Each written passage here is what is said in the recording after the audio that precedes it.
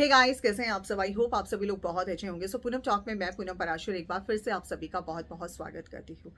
एक औरत की इज्जत हम बहुत करते हैं, हम हमेशा कहते हैं, हम हमेशा बोलते हैं और हम हमेशा करके भी दिखाते हैं। कभी हम उसको कम्युनिटी में लगा कर दिखाते हैं, कभी हम चुप रह कर दिखाते हैं, कभी हम साइलेंट तरीके से एकदम गायब हो जाते हैं। तो हम औरत की इज्जत करते हैं। ऐसा आपको इस कंट्रोवर्सी में अक्सर देखने को मिला।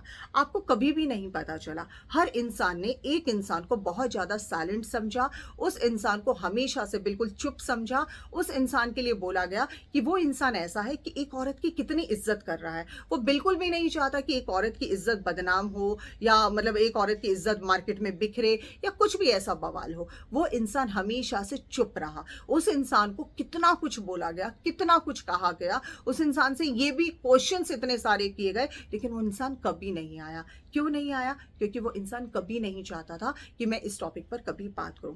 लेकिन अचानक से आज वो पर्सन जो है मार्केट में आ गए हैं, और आज वो मार्केट में आकर वो बहुत सारी बातों को क्लियर करने की बात कर रहे हैं। वो ये कह रहे हैं कि मैं इसी टॉपिक पर बात नहीं करूंगा, फिर जब मैं बात करूंगा तो मैं 4 साल पुराने वाले में भी बात करूंगा, मैं 3 महीने पहले वाले में भी बात करूंगा। मतलब कि ये कहीं ना कहीं एक जो है इंडिकेशन दे दिया है कि भाई ऐसा नहीं है। फिर अब आप तुम रेडी हो जाओ कि कहीं ऐसा ना हो वो 4 साल पुराना और ये सारा पुराना और वो सारा पुराना आ जाए। तो यानी कि ये कहीं ना कहीं चुप कराने का भी एक माध्यम है। चलिए, आप लोगों ने देखा सचिन राज ने जो है किस तरीके से पूरा चैट वगैरह सब वायरल कर दिया था। ठीक है, उस वक्त हमें सचिन राज सिर्फ और सिर्फ हमें वही नजर आ रहा था कि यार ये इंसान कैसा है, ये इसने एक औरत की चैट वायरल कर दी, इसको बिल्कुल शर्म नहीं आई, इसने एक औरत की इज्जत जो है पूरी तरह से मार्केट में खदेड़ दी, ये कर दिया वो कर दिया। हमने उस समय जो है सचिन राज को बहुत कुछ बोला, बहुत ज्यादा कुछ बोला।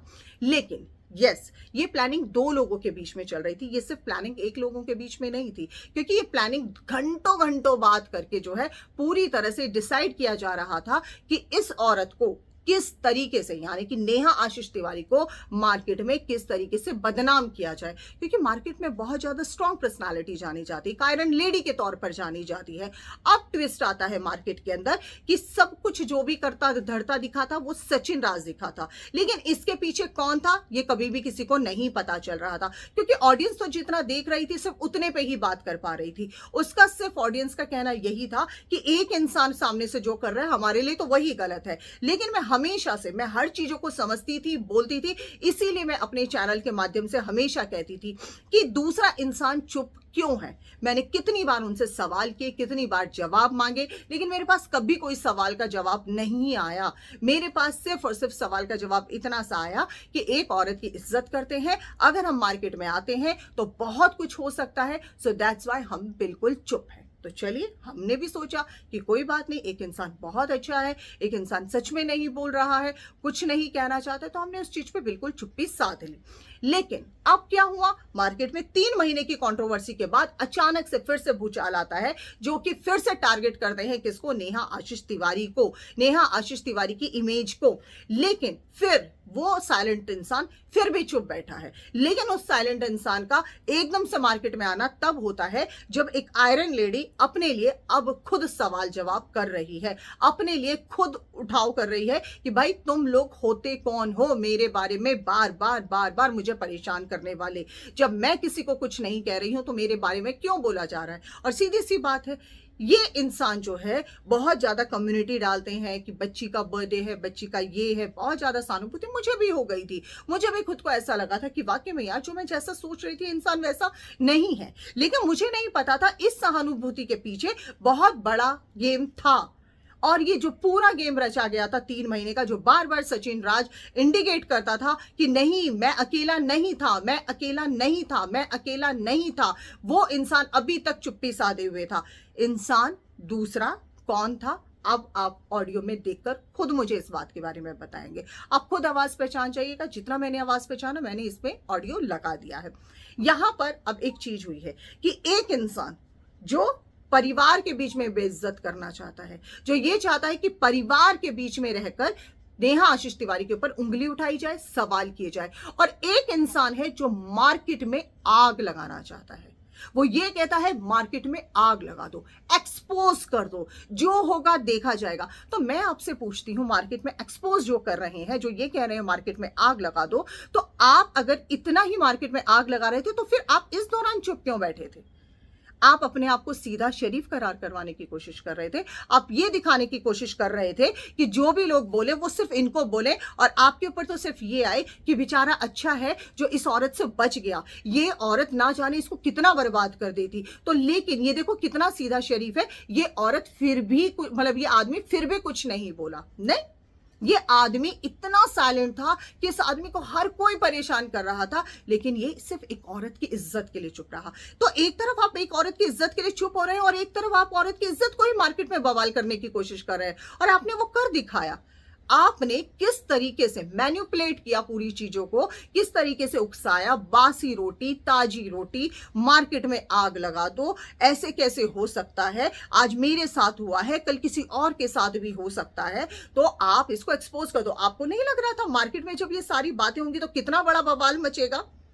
लेकिन आपको डर इस बात का था कि अगर शादी टूटती है तो उस शादी में लोग मुझे बोलेंगे फिर कि हो सकता है मेरी वजह से टूटी है, क्योंकि आप तो अपनी छवि फिर भी अच्छी रखना चाहते थे। आप तो यही चाहते थे कि मार्केट में सिर्फ इन्हीं को बोला जाए कि अच्छा है इस औरत के साथ शादी टूट गई, ये आदमी बहुत शरीफ है। तो ये आदमी अगर शरीफ है तो इस आदमी ने ये नहीं सोचा कि अगर ठीक है, मैं मानती हूं अगर नेहा आपके साथ चीट कर रही थी, मान लिया आपके साथ, तो भी आपने मार्केट में आग लगाने की बात क्यों की? तो बदला तो आपने पूरी तरह से लिया। आपने दूसरे को बोला, दूसरा जो है शामिल दूसरा भी है, मैं ऐसा नहीं बोल रही हूँ, दूसरे वाले को मैं क्लीन चिट नहीं दे रही हूँ, शामिल दूसरे वाला भी है, और बकायदा उसने रिकॉर्डिंग भी की है। सोचिए आप, बकायदा रिकॉर्डिंग भी की है ये दिखाते हुए कि देखो ये इंसान, उसने इसलिए की थी क्योंकि उसको था कहीं कल को अकेला मैं ना पीसा जाऊं, साथ में ये इंसान भी आना चाहिए। वो जो बार बार बोल रहा था ना कि रिएक्शन वाले अब सही ट्रैक पर है, अब सही है, मैं बहुत कुछ बताना चाहता हूं। तो आप अपने आप को इतना, जो आप अभी तक कम्युनिटीज, आप 1 लाख पर किसी को ये थैंक्स बोलना, ये सारी चीजें करना, पुरुष प्रधान देश अपने आप को बताना, तो आप चुपचाप इनसे पर्सनल मिलते, इनसे बात करते, इनके सामने वो सच दिखाते और दूर हो जाते। लेकिन आप तो मजे ले रहे थे, जितना सब कुछ हो रहा था आपको सब कुछ पता था, आप जानते थे कि अब मार्केट में बवाल मचेगा, यानी कि आपने अपना बदला फिर इस तरीके से लिया, अब साइलेंट होकर। तो चलिए लीजिए, मैं ऑडियो लगा देती हूं, अब जनता जनार्दन खुद समझ जाएगी कि क्या चीज है। लेकिन यहां पर मैं ये नहीं, एक चीज और क्लियर कर दूं, अब लोग शायद ये भी बात उठा सकते हैं कि अच्छी बात है ना, ये सच बाहर आना चाहिए था, लेकिन एक सच जो किसी की जिंदगी बर्बाद कर दे, जो किसी को पूरी तरह से मार्केट में एक्सपोज कर दे, मुझे लगता है ऐसा सच कभी नहीं आना चाहिए, शायद नहीं आना चाहिए था, और अगर आ गया था तो खत्म हो गया था। लेकिन ये जो रह रहकर जो अब आ रहा है ना, तो इस बार अंत होना बहुत ज्यादा जरूरी है।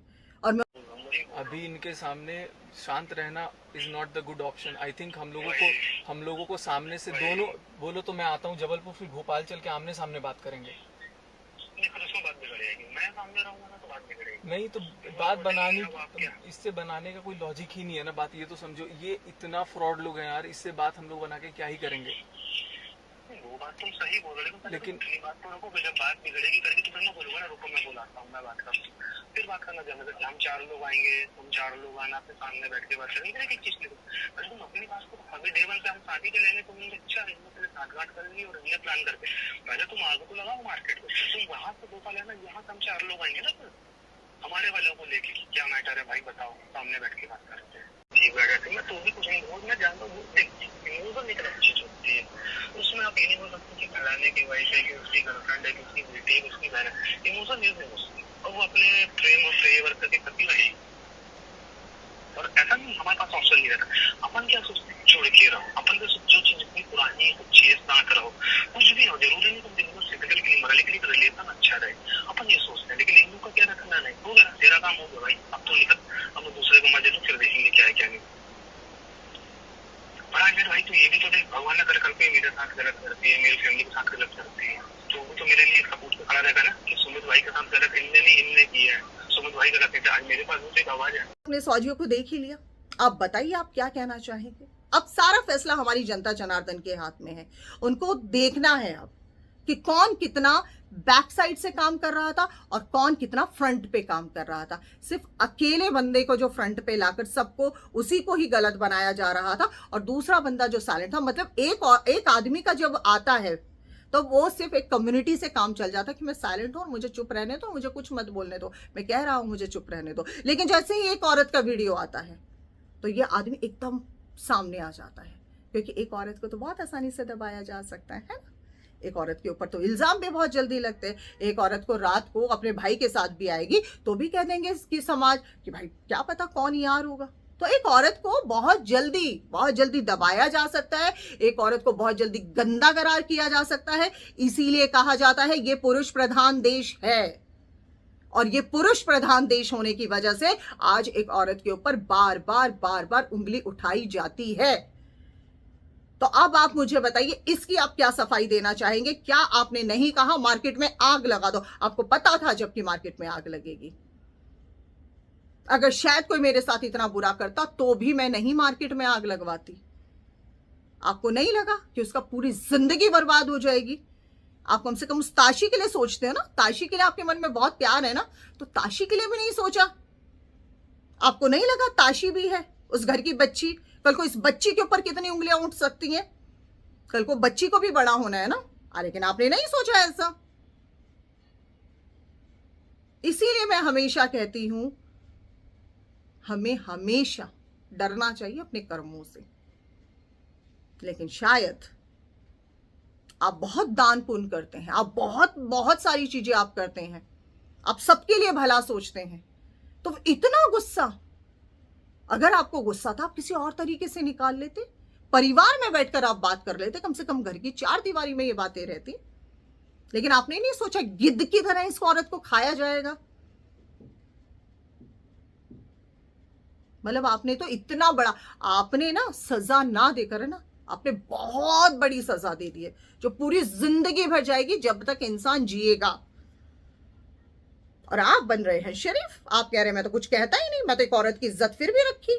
कहाँ रखी आपने एक औरत की इज्जत? आपने दूसरे को कह दिया कि तू कर और मेरा नाम नहीं आना चाहिए। क्यों? चलिए कोई बात नहीं। आई होप गाइज ये वीडियो आपको पसंद आया होगा। सो इस तरह की बहुत सारी, अभी एक बैक टू बैक एक वीडियो और आएगा मेरा, कोशिश करूंगी 1 से 2 के बीच में, बिकॉज अभी मैं शूट पे निकलना है। सो मैं आने के बाद एक वीडियो और लेकर आऊंगी। उस वीडियो में भी मेरे बहुत सारे सवाल जवाब रहेंगे। सो फिर मैं कह रही हूँ जो भी लोग अब ये गंदा गेम जो खेल रहे हैं ना, ऑडियो वीडियो जो 4-4 साल पुरानी, 5-5 साल पुरानी जो लेकर आ रहे हैं, कृपया करके इस चीज को बंद कर दीजिए। बाकी तो क्या ही बोल सकते हैं। Thank you so much.